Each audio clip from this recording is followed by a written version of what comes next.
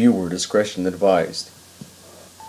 I cannot stress how much you guys need to watch this show before watching the video. I mean, you guys know me, Don Juan. Yes. I'm telling you that you guys need to watch this show before you watch this video. Like, I'm gonna put a link right, not on the description, right here on screen.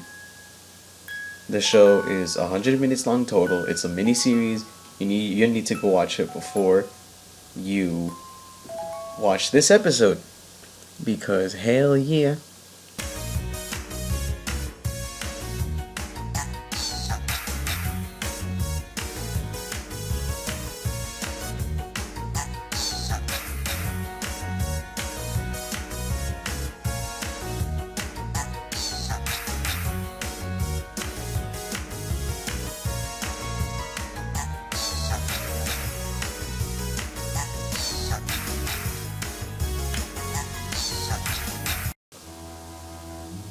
Anyways, if you're still here, I'm gonna assume that you watched the episode. I mean, this is the mini-series, so let's get right into this. Hello everybody, Don Juan here, and today's Spotlight Saturday is on Over the Garden Wall. Now, Over the Garden Wall is a show about two stepbrothers, Wirt and Greg, and their journey through the woods. Creator Patrick McHale first envisioned the show in 2004 and pitched it to Cartoon Network in 2006. But it was shot down as he had very little experience. After working on The Misadventures of Flapjack and Adventure Time, he pitched it again, after it won an honorable mention at the 2013 Ottawa Animation Festival, where it was aired as the short film Tome of the Unknown. After this, the network decided to run it as a 10-episode miniseries that aired between November 3rd through 7th, 2014. In October, a one-shot comic was announced and it was released on November 5th, 2014, where its success led to the further creation of 4 other issues, the 4th of which has not been released yet, that take place between certain episodes of the miniseries and shed more light on the brothers' journey through the unknown. It later went to be nominated for the Annie Award in 2015 and won the Reuben Award, Emmy Award, and Ottawa International Film Festival Award in 2015. Elijah Wood voices Wirt, while Greg is voiced by Colin Dean. The other protagonist of the show, Beatrice, is voiced by Melanie Linsky, and the voice of the ominous beast is voiced by Samuel Raimi, who does an amazing job with his wonderful baritone singing voice. As I stated earlier, Over the Garden Wall follows the journey of stepbrothers Wirt and Greg through the woods on their way back home. Along the way, they encounter a slew of interesting characters and scenarios that challenge the boys' characters and the way they view the world themselves, making them actually question their own actions, personalities, and ways of thinking. The viewer sees the character that is the beast from the very first episode, but the protagonist only hears stories about the beast from the people they meet on their journey, telling them to fear the beast and fear the unknown, for the beast is the one who rules it. Fear of the unknown comes from the most primal fear known to man, the fear of the dark. The fear of the dark is basically just the fear of the unknown. It's basically the same thing. Think about it this way. We fear the dark since we don't know what is lurking within it. It could be a clown, your grandma, nothing, and everything at the same time. Kind of like Schrodinger's cat. But, since we don't, know what's lurking in it, and at least Schrodinger knew that there was a cat inside of the box and not something else. In the end, Wirt confronts and defeats the beast when he realizes that he should not fear the unknown, and the two boys wake up from the dream they were having after falling into the river.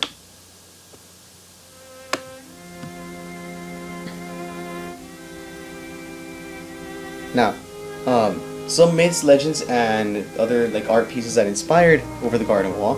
So the backgrounds in the show were inspired by grisaille paintings, which are, quote, paintings executed entirely in shades of gray or of another neutral grayish color used in large decorative schemes in imitation or sculpture. These colors really make it seem as if the boy's journey, excuse me, I apologize, is through a dreamlike realm through although Grisaille paintings were sometimes executed in other colors such as brown and green as well. Further inspiration for the backgrounds and art style come from Gustave Dore, a 19th century French artist that specialized in wood engraving, and we see this in the backgrounds and art style come like in the title screens of each episode and in the art styles of the show. Also, you may notice that misclick, sorry. If you look up Gustave Dore, you will notice that a lot of the things that he did were from Paradise Lost. Pretty cool. Like, I don't know, it's a nice poem about hell and its many layers, kind of like Dante's Inferno. But yeah. Further inspiration comes from the Alice comedies, produced by Walt Disney in the 20th century, in the 1920s, that follow Alice and her cat Julius's adventures and follies through Wonderland. Like Alice, the boys are going through a difficult time in their lives, and while unconscious, they go to the wondrous land full of colorful creatures that ultimately teach them some important life lessons. The follies the boys find themselves in are inspired by 19th to 20th century American folktales as well as the music. A favorite of mine is the scene where they are in the river with the frogs, as it is reminiscent of Mark Twain and the stories he came up with. I would like to argue though that the beat... Yeah, so you know. Mark Twain. Aha. So, even though most of this show is inspired by like 19th century stuff, I would like to make an argument that the Beast is takes inspiration from the horned god Cernunnos of Celtic mythology. What is interesting about Cernunnos, and what I think really ties him into this inspiration for the Beast, other than the design obviously, is what both the Beast and the horned god represent. The Beast represents fear of the unknown, as we talked about in detail earlier, and we will talk about more in the next passage.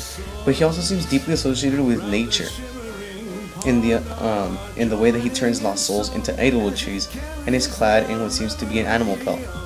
As for Cernunnos, there is nothing known about him, hence his tie to the unknown. Although it is speculated that he is a god of nature or fertility from the few stone carvings we have found of him that date back into the 1st century, as I stated earlier, but he was also a symbol for fear. In the show,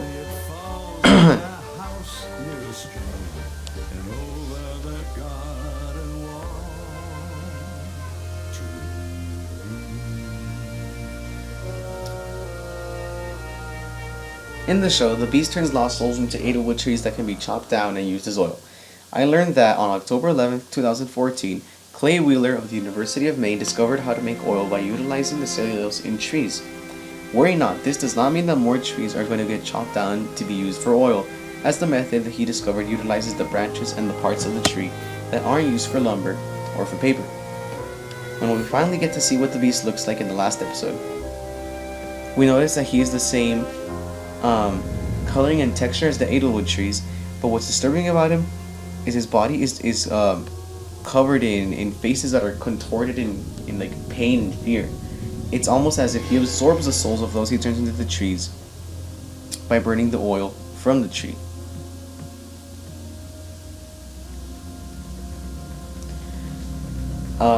This theory is not mine. I will put the link of the person in the description below.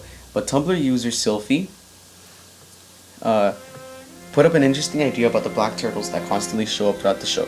She points out that in Eastern mythology, turtles are seen as links between heaven and earth, as the tops of their shells represent the heavens, while the undersides represent the earth. But in Western mythology, over here in America and in Europe and stuff, and in early Christian mythology, turtles were believed to be the denizens of hell. Her theory takes on the idea that the turtles are just the oldest things in the unknown, kinda just doing their own thing, minding their own business, and that the reason why Beatrice's dog turned evil is because the turtle got some idlewood on it, like when the dog swallowed it. Now, I really didn't notice this until I read like her theory and rewatched the episode. And then, like after I rewatched the episode, I noticed this to be true. So I think the dog morphed since it ate the turtle while it was covered with oil. Yes. Also, Betty Boop basically shows up in the episode Songs of the Dark Lantern. She even talks and sings like her, which I think was pretty nice. So, now for Adelaide. I was intrigued by the character of Adelaide as I rewatched some episodes in order to write the script for this episode.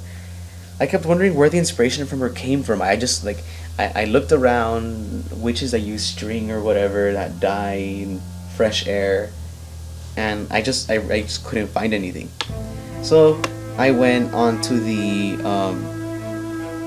the wiki for Over the Garden Wall, and I was reading the comments, and some people pointed out that the symbol of the Black Widow, you know what Black Widow spiders have, is like on her back, and so that the whole concept for Adelaide, came from this idea of a Black Widow, since she's an old lady just living in the woods, and she uses her string kind of like a web to capture Wirt and Greg when they go to her cottage. Now, at first when I saw her, melt from the fresh air and stuff, I my first idea went to Wizard of Oz, how the witch, I forgot which is the west or the east, whatever, the bad witch basically, how her weakness is water, because water is known to be pure and stuff. So I thought, okay, Adelaide says, oh, the night air is so pure, blah blah blah, it's toxic to me, that's why she died. But I was reading that her weakness to the night air is a reference to a 19th century belief that at night a miasma rose from the soil, especially in swamps and swamplands, from the rotting vegetation that spread diseases. Adelaide's weakness to this is a contrast, since she says the pure air is poison to her, since she's all evil and stuff. In an interview, Mikhail said that Wirt's character was inspired by 19th century narrative poem Childe Harold's Pilgrimage, which describes the travels and reflections of a world-weary young man who is disillusioned with his life and seeks distraction in foreign lands. If you've seen the show, you know this is Wirt. This also most likely describes why he was why they call the Wirt the Pilgrim in the episode Songs of the Dark Lantern. I really like that episode.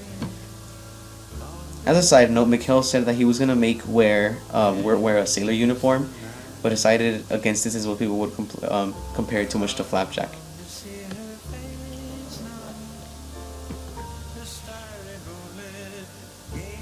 As for the episode with the ringing of the bell, it's literally called the ringing of the bell. And all I could find is that Celtic mythology and Christian mythology believe that ringing a bell warded off evil spirits. I honestly couldn't find anything more. Sorry. Now, this, I don't want to get copyrighted. This picture is actually the design on a shirt for Over the Garden Wall. I will look for the link and I will put it in the description below. And I don't have to get paid, I don't care. I just really like the image used and I need that shirt. So, the mayor of Pottsfield, Enoch, was referenced twice in the Bible as a paternal figure. And I believe that he's just there in Pottsfield to guard the way to the afterlife. Yeah, there's Enoch from the Bible.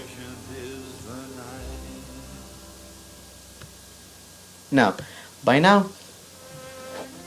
Oh, actually, never mind. I have to change my script a little bit. Whatever. Anyways, I had actually not planned to release this video until after I released my video on Goregeist. So I wrote that into the script, but I was like, whatever, I'll release it for Spotlight Saturday, and I'll be able to do it on time because I'm at home. So,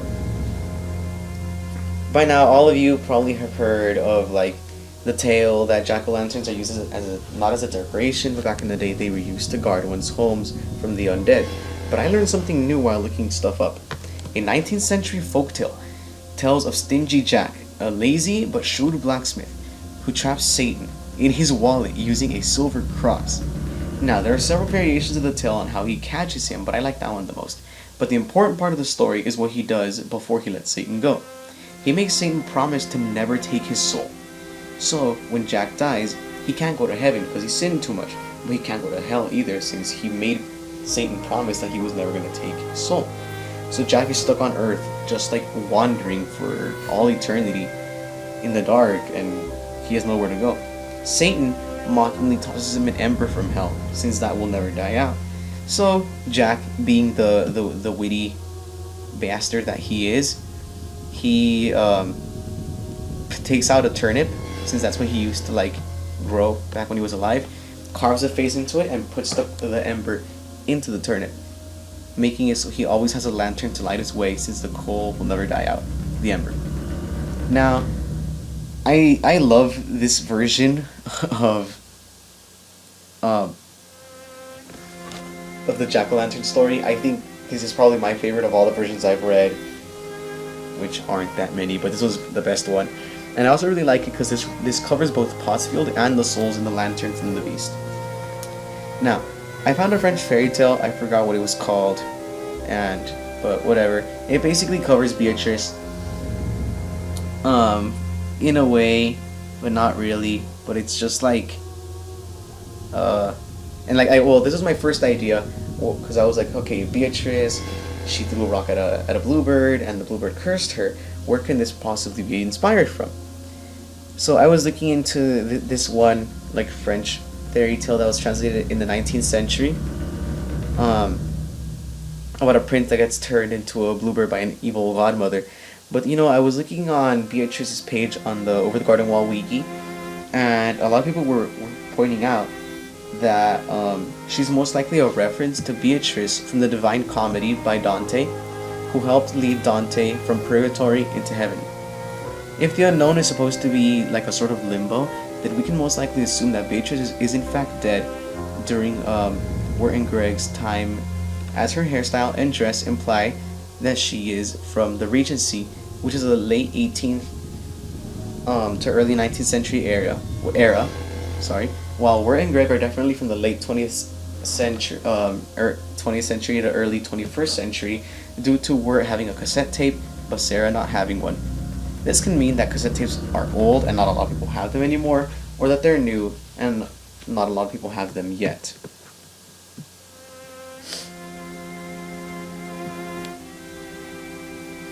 Well, time for some final thoughts. Over the Garden Wall does an amazing job of showing what it's like for someone who has anxiety issues and confidence issues in the form of Wirt. He is a well-liked high school student, as is evident by the greetings all his classmates give him during the Halloween party, but he feels as if he can never do anything right, and like if no one likes him. He wants to tell the girl that he likes, Sarah, his feelings, but is not confident enough to do so, even though she is clearly into him. Wirt is afraid of the unknown, and likes to stick to the things that he knows, himself, his music, and his poetry. This is why he avoids his fellow students as if they don't like him, why he is so afraid to tell the girl he likes how he feels about her. He is comfortable enough to allow his lack of confidence to hold him back, but is at the same time driven by his emotions. When he finally triumphs over the beast, what he really triumphs over is his own indecision and anxiety issues, and that is what his journey through the woods is all about. Throughout the miniseries, he is faced with trials that test him, that make him take responsibility for his actions, that help him gain confidence, that teach him that courage and bravery are not things that are given to a chosen few, but are things that reside within us all, that can only come out if we take the steps to bring them out from within ourselves. This is why this show is so incredible, why this show really works. Sure, not all of us can have this surreal journey through the woods like Wirt and Greg do, but what we can do is stop and take a look around us. Maybe we will notice that things are not as bleak and grim as we think they are. Maybe we'll notice that cute girl thinks that we're cute too, or that people don't really focus all that much on the little mistakes that we make, since they like and accept us for who we are. I know that anxiety and social withdrawal are serious mental disorders, and that they are not easy to get over, but I believe that with time, patience, and a little help from our friends and family, that we can all learn to stand up to the beast, look him in the eye, and tell him that even though we are afraid, that fear is not going to hold us back from taking control of our lives and doing what we do best. I give Over the Garden Wall a 10 out of 10 because it sure packs quite a punch for a mere 100-minute miniseries. That's the length of the average movie these days. I will most likely do a few more videos in the future on the comics, behind Over the Garden Wall once they finish releasing, or if you guys request anything that I might have missed to cover in this video. Anyways, thank you all for sticking with me so far, and if you guys have made it to this point in the video and you guys have not watched the show itself, please, I'm putting up another link right here. Go watch it right now, even though it's kind of been spoiled. I tried to keep a lot of things separate so you guys can go watch it. Anyways, this has been Don Juan, signing out.